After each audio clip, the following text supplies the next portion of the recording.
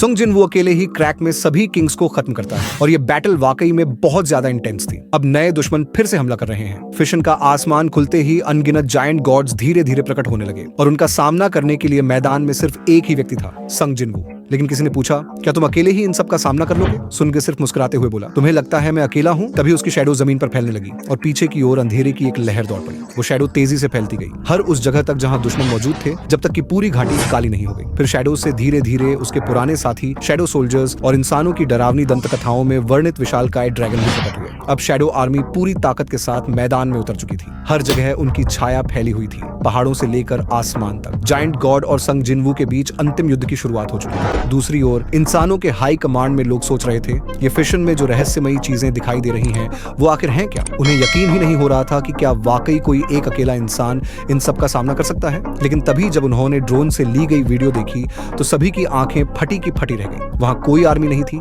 कोई टैंक नहीं, सिर्फ एक इंसान। फिर शुरू होता है असली युद्ध। संग जिनवू अपने फ्लेमिंग ड्रैगन के साथ आग बरसाना शुरू कर देता है और जायंट गॉड की आर्मी बीच से फाड़ दी जाती है। सभी शैडो सोल्जर्स भी अटैक पर निकल पड़ते हैं। संग खुद बैटलफील्ड पर लीड करता है। भले ही जायंट एनिमीज ऊंचे और डरावने थे, लेकिन शैडो किंग के सामने कुछ भी नहीं थे। उसकी तलवार जहां भी जाती वहां सिर्फ तबाही होती। फिर संग ने अपनी सारी शॉर्ट सोर्ड्स को रिकॉल किया, उन्हें ऑरा से पावर अप किया और एक ही साथ सबको रिलीज किया, जिससे बैटलफील्ड पर मौजूद हर जायंट गॉड इंस्टेंटली ढेर हो गया। कुछ जायंट्स उसका मजाक उड़ाते हैं, बस इतना ही ताकत है। लेकिन संग ने जवाब में अपनी एनर्जी को हथियार में कॉन्सेंट्रेट कर एक विशाल ब्लेड बना दी और एक ही वार में उसे धरती से चिपका दिया। तभी स्मोक से एक और टाइटन निकलता है, जो कहता है कि हम टाइटन रेस में अपने शरीर को छोटा करके पावर दिखाते हैं, अन्यथा तुम लोग जो खुद को बड़ा बनाते हो। लेकिन अगर अभी माफी मांग लो तो मैं तुम्हें छोड़ सकता हूँ। उसके ये शब्द खत्म भी नहीं हुए थे कि संग की फ्लाइंग सोर्ड ने उसे वहीं खत्म कर दिया। संग बोला, ये लोग बहुत घमंडी हैं, पर कॉन्फिडेंस तो जरूरी है ना। अब बैटलफील्ड पर सिर्फ शैडो आर्मी बची थी और चारों तरफ तबाही ही तबाही। इंसानों के लिए ये सब किसी ड्रीम मूवी जैसा लग रहा था। डायरेक्टर भी शॉक में था। ये इंसान है या कोई देवता?